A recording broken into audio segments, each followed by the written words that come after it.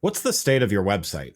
If you're looking for a new digital experience platform, or DXP, to run your digital experiences, I have the book for you. The Agile Brand Guide to Digital Experience Platforms is part of my best-selling series of MarTech books. In this book, I explore and demystify DXPs and look at the roles a digital experience platform should play, the different types on the market, as well as how to initially evaluate platforms, then how to best implement a DXP once you've selected it. The book also features a foreword from Rupali Jain, Chief Product Officer at leading DXP provider Optimizely, as well as several other thought leaders in the industry. Learn more and get a copy in print or digital now by going to the Agile Brand Guide website at www.agilebrandguide.com. Hi, this is Greg Kihlstrom. Welcome to the Agile World podcast, where we discuss customer experience, employee experience, and transformation in an agile age. The Agile World podcast is brought to you by TEKsystems, an industry leader in full-stack technology services, talent services, and real-world application. For more information, go to teksystems.com. To read more about the topics discussed on this show, you can go to my website at theagile.world and read my latest articles or get a copy of my latest book, The Center of Experience, a blueprint for creating an experience-led organization, now available on Amazon and other retailers. Hi, I'm Greg Kihlstrom. Welcome to the Agile World podcast. In this episode, we're going to talk about experience maturity and how different types of organizations have different levels of experience maturity.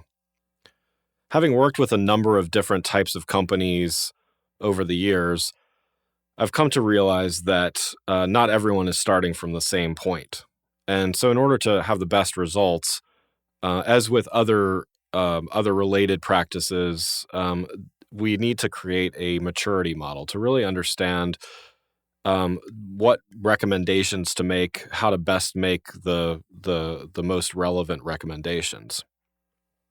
This practice is common in areas like data science and others where, again, the same rules apply, where you don't want to suggest something where the organization simply isn't ready, doesn't have the necessary people or platforms in place to really take advantage of it. So to do this, as part of creating the Center of Experience, we created what we're calling the Experience Maturity Model. And as other maturity models in other industries or practices have, it's a multi-step process. So we have 5 different stages depending on the level of maturity. So we start at the analyze phase, where at this point, an organization they have some functional competence in customer experience or employee experience, or possibly both. But there's no real formal practices, functions across the organization.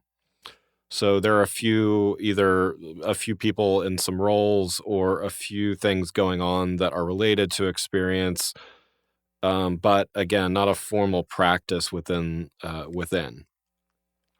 So while there's competence as far in some areas and there's awareness, there's not a lot of action at that point.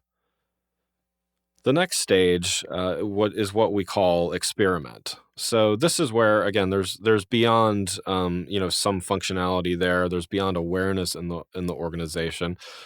At this point, trials are whether it's pilot projects or things like that, are being done to improve EX and CX.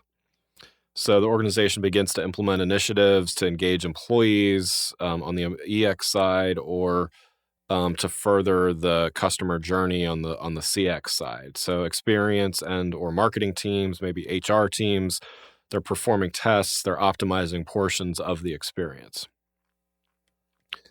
So, at this stage, there's activity related to innovation and experience, both on the employee and the customer side, but there really isn't a cohesive strategy still, that ties all of this work together. So in other words, customer experience initiatives and teams are having success in a silo, but and maybe employee experience teams are as well, but they're not connected in a meaningful way. At this point, the organization probably has a good understanding, even across the company, that tying these things together or even doing CX or EX better would be beneficial. But again, no formal processes in place to really do that. The third stage of 5 we call influence.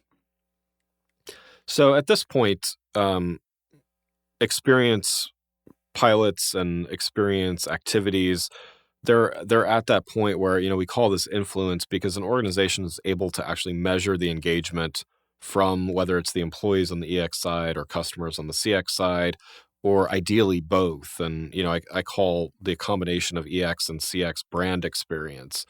So ideally, at this point, the company is seeing some kind of, measurable impact.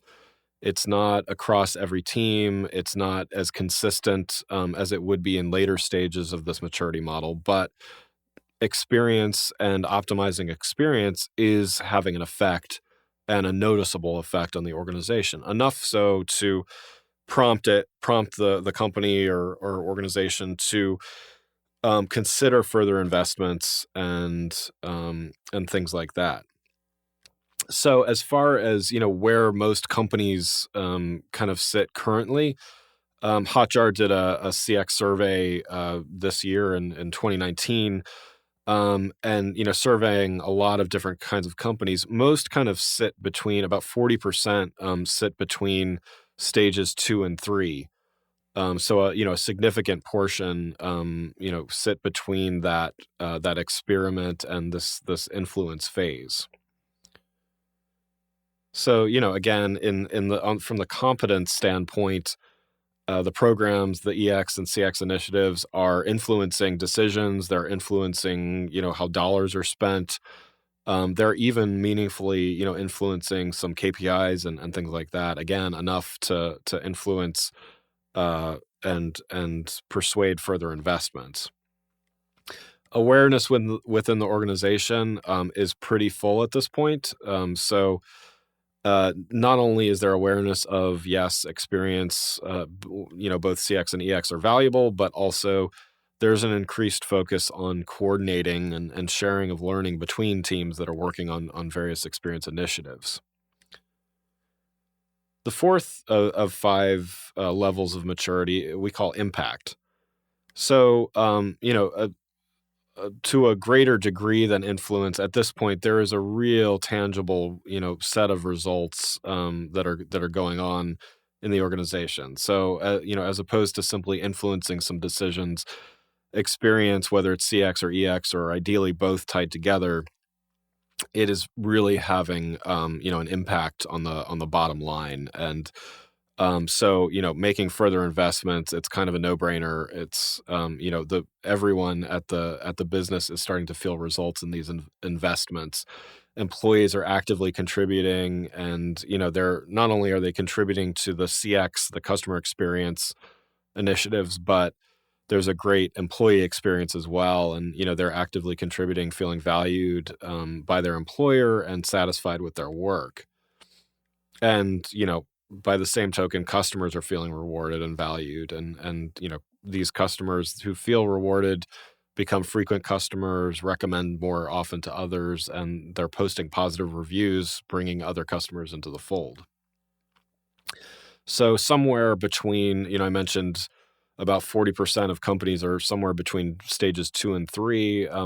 Between stages 3 and 4, there's about another 38% of companies. So really, the majority of companies is somewhere between, let's say 2.5 to 3.5 on this scale. So there's a lot of organizations that, what that means is they understand the importance. They are beginning initiatives. There's enough awareness within leadership as well as elsewhere in the company that that experience is important enough to make investments in. So that's I would regard that as a good thing. And obviously the goal is to get to a 5 on the scale of 1 to 5. But the fact that so many companies are here is a good thing. I shared the statistic in a previous episode where, as of a couple years ago, something like 60% in the high 60s really felt like they were competing mostly on experience. in their, against their competitors. And, that number is only going to increase. So the fact that these companies are realizing this and increasing their maturity according to this is a good thing. So, in this impact stage, from a competence standpoint, the organization has a very good understanding of not only how to do experience well, but how investments can contribute to the bottom line. It doesn't mean everything's perfect. There's always room to improve, but they do understand when they put money into an investment in customer experience or employee experience or tying both together, they understand that there will be impacts, positive impacts. Same thing with awareness. There's a high level of awareness that investing and having projects related to experience is a good thing. And from a team perspective, these teams at this stage in the maturity, they're talking a lot more to one another. IT is talking to HR, and marketing is talking to IT, and all of these different teams are talking with one another and really working with one another to this common goal. It's not so siloed. It's not a few ad hoc projects here and there. It's really a concerted effort to understand the customer journey, understand the employee journey, and really optimize for both. The fifth and final stage we call transform. So this is really where the previous stage called impact. Again, there's a positive and well known impact to the bottom line. When you get to this final stage, the business can truly transform because it's an experience-led organization. And what I mean by that is the understanding that when the experience is great, when employees have a great experience, they stay longer, they're more productive, they do better work, which leads to customers who have better products, have a better customer experience. They buy more often, they recommend more often.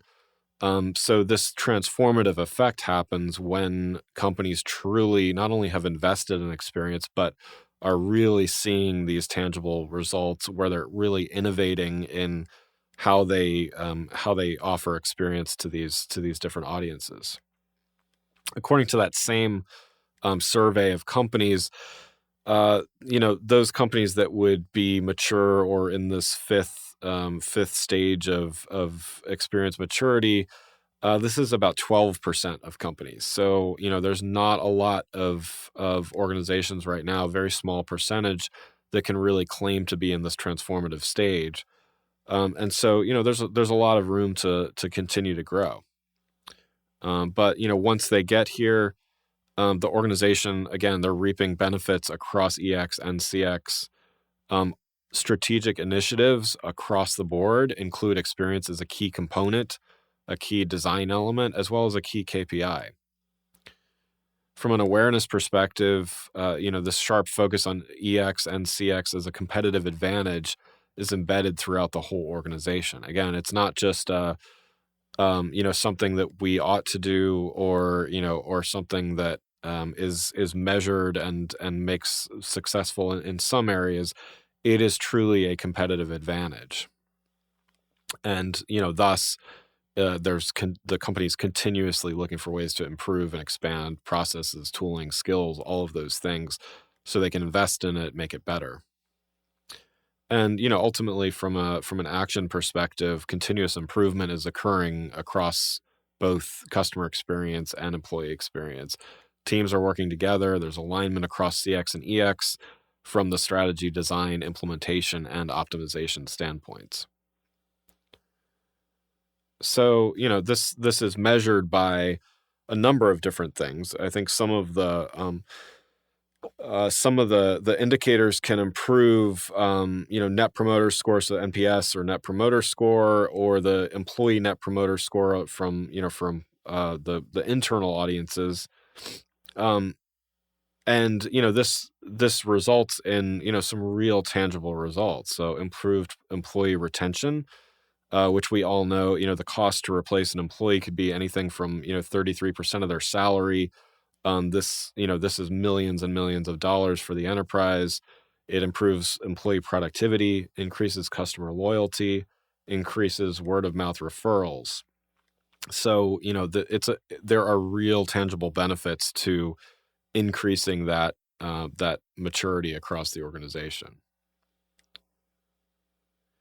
In addition to these 5 levels of maturity, what we've done, the team at Cravity has done to develop this experience maturity model is taken it a step further, and the way that we evaluate maturity is really based on 10 elements.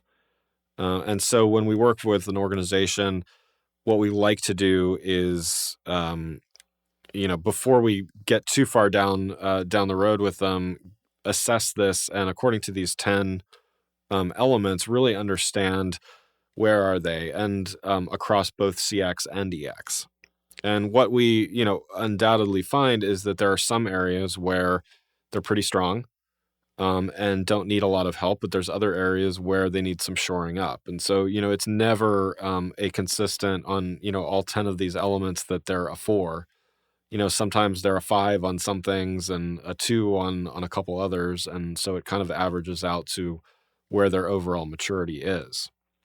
So I'll go through and kind of walk through each of these briefly. So the first element is strategy. So this refers to the executive and leadership's direction towards optimization of experience, how it maps to organizational priorities and objectives.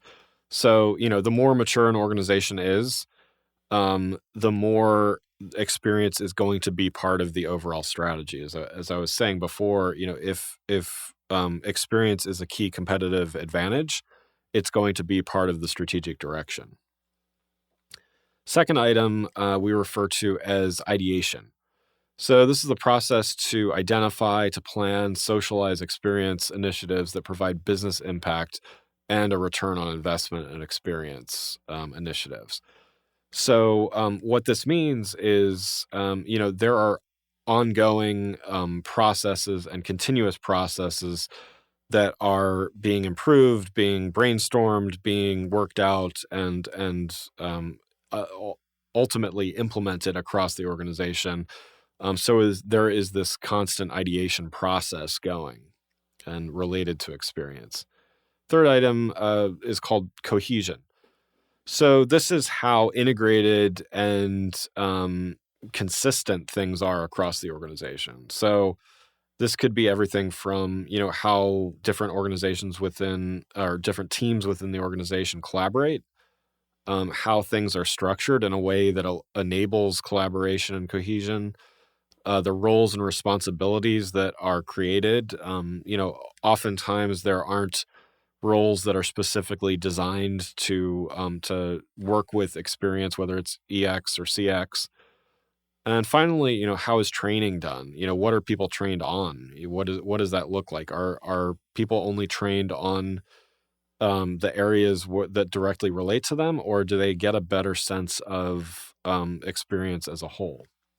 So, when this experience optimization, when it's prioritized across several business units, not just a single one, it means a more mature organization. Next item is culture. So, the organizational culture should be approached as the operating system that it really is. And the important thing to know here is that organizational culture isn't just employee culture, it's also the customer culture.